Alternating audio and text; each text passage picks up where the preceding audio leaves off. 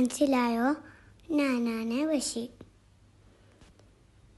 എൻ്റെ എഴുത്തുകൾ വായിച്ച് ഏറ്റവും കൂടുതൽ ചിരിച്ചത് ഞാനായിരിക്കും. കരയുന്നതും ഞാനായിരിക്കും. കാരണം അതെല്ലാം എൻ്റെ അനുഭവങ്ങൾ.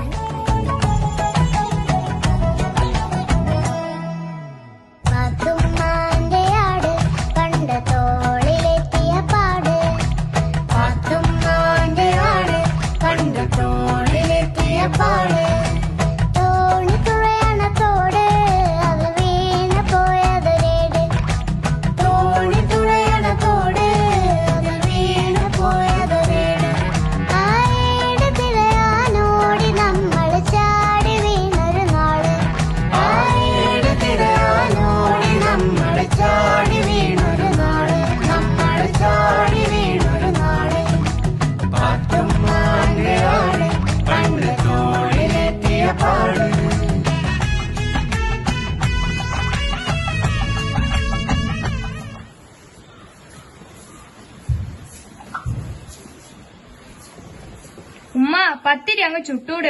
ബാപ്പ കാത്തു നിക്കുന്ന. എന്തേലും ഒരു പണി ചെയ്യ്.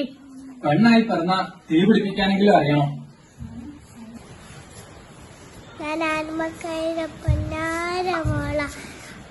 എൻ്റെ ഉപ്പാക്ക് വലിയൊരു ആരുണ്ട്, വലിയൊരു കൊമ്പനാണ്. എടി മതി, നീ നാവടക്ക്. നിങ്ങളെന്നെ മൂക്ക് കയറ്റുവാ. ഞാൻ ആൺമക്കളുടെ പൊന്നാരമോള. എൻ്റെ ഉപ്പാക്ക് വലിയൊരാടുണ്ട്, വലിയൊരു കൊമ്പനാണ്. എന്റെ പൊന്നുമ്മ ഒന്ന് അടങ്ങ്. ഉമ്മ അപ്പുറത്ത് പുതിയ അയൽക്കാർ വന്നിക്ക്. ഞാനൊന്ന് പോട്ടെ. ആ പോയിച്ചു വാ. ഹലോ കൂട്ടുകാരെ, ഞാനാണ് പാത്തുമ്മ. ഞാൻ ബഷീറിന്റെ പെങ്ങളാണ്.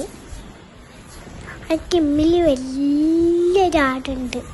അതവിടെ പെറ്റ് കടിക്കാണ്. അതിന് 2 കുട്ടികളുണ്ട്.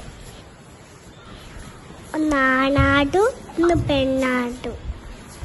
നിങ്ങൾക്കറിയാം, എൻ്റെ വൈക്കം മുഹമ്മദ് ബഷീറിനെ എൻ്റെ ഇക്കാക്കാണത്. കുറേ കഥകളും നോവകളും ഒക്കെ എഴുതിക്കണ്. പിന്നെ എന്നെക്കുറിച്ചും എൻ്റെ ആടിനെ കുറിച്ചും ഒക്കെ എഴുതിക്കണ്. അതാണ് പാത്തുമ്മയുടെ ആട്. നിങ്ങളെല്ലാവരും അത് വായിക്കണം കേട്ടോ. ഹലോ, എൻ്റെ ആടവിടെ പള്ളം വെച്ച് ഞാൻ പോയി ഭക്ഷണം കൊടുക്കട്ടെ കേട്ടോ. അല്ലെങ്കിൽ അവിടെയുള്ള പുസ്തകം മൊത്തം തിന്നു തീർത്ത്. ജൂലൈ 5 ബഷീർ കഥയിലെ പാത്തുമ്മയാണ് ഞാൻ. കണ്ട എന്റെ കല്യാണം കൊടുത്തിന. വിളിക്കുന്ന മുത്തണി പാത്തുമ്മ, മുത്തണി പാത്തുമ്മ, ഒരു റോസാ ചെടി തരുമോ? ആരാണ് എങ്ങനെ അറിഞ്ഞു ഇവിടെ റോസാ ചെടി ഉണ്ടെന്ന്? ജയിലല്ല, ഇവിടെ എല്ലാവരും അറിയും. നാരായണി, ഈ ഭുവനത്തിലുള്ള എല്ലാ പഞ്ചനീർ ചെടികളും ഞാൻ നാരായണിക്ക് തരും. ഞാൻ ഈ കായ്വർത്ത് എല്ലാവർക്കും ഓരോ കഷണം കൊടുത്തോട്ടെ. എല്ലാവർക്കും കൊടുക്കുന്നു, നാരായണിയുടെയും എന്നെയും പേരിൽ. ഞാൻ മരിച്ചുപോയാൽ എന്നെ ഓർക്കുമോ? പ്രിയപ്പെട്ട നാരായണി, മരണത്തെക്കുറിച്ച് ആർക്കും ഒന്നും പറയാൻ കഴിയില്ല. അന്നെന്നെ കണ്ടിട്ടില്ല, തൊട്ടിട്ടില്ല, പിന്നെ എങ്ങനെ ഓർക്കും? നാരായണിയുടെ അടയാളം ഈ ഭൂപടത്തിൽ എന്നുമുണ്ട്.